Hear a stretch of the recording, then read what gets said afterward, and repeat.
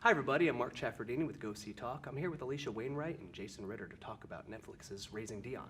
Thank you so much for coming to Dallas. Thanks. Oh, thanks for having us. I had such a fun time with this.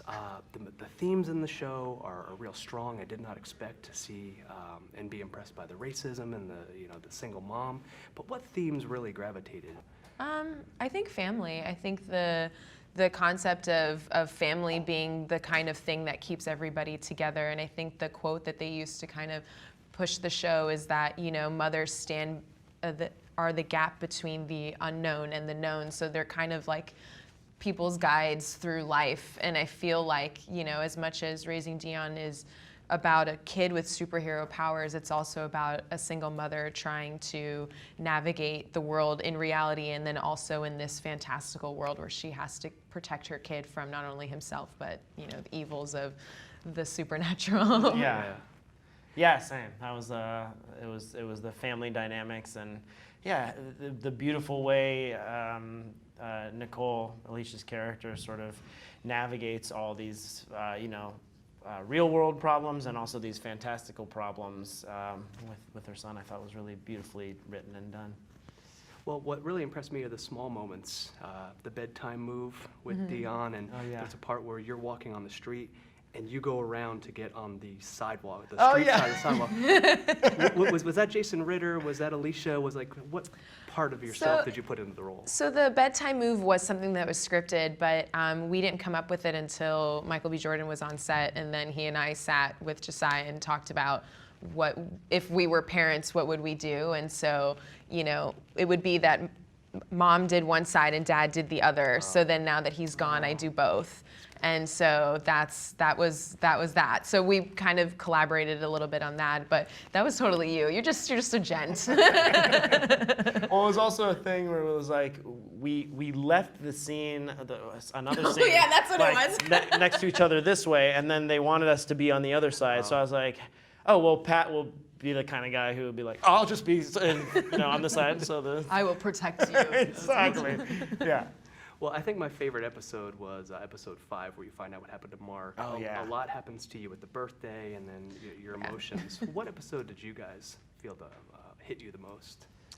I loved 5. 5 is great because there's so many ups and downs, and she feels like a failure not being able to make it to her kid's birthday, and then she does, and she comes with the cake, and it's just this glorious moment, only to have it flip that, he's just trying to be cool around his friends, and so that stuff is kind of hard, but I think episode 6 is up there with one of my favorites. Yeah, that is a really fun one. Where they kind of relax and go hang out, and it gets awkward.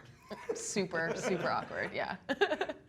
Is anything in the script held from you to keep you guys, when you get on the date, it surprises you, or to keep things in mystery?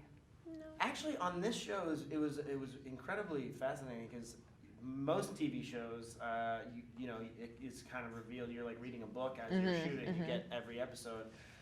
This, by the time we got there, they had all 9 episodes written. So we knew the story we were telling, which is really helpful. I mean, that's the lovely thing about doing a movie or something. When you know the whole story, you can kind of create an arc for yourself. Exactly. And because they block shot the episodes, so some of the episodes were kind of shot out of order, so they needed to have all of them so that we could know what we were doing and where it would fit in the story.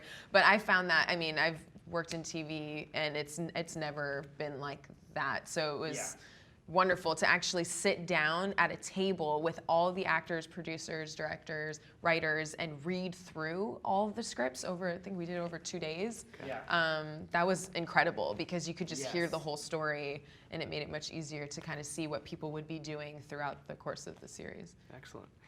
You had a very suspicious ringtone in your show. Was that your idea? No, that was their idea. Okay. And it was just one of those things like, you read in the script and you're like, I love that. That was perfect. Of course you would have that ringtone. Yeah, right.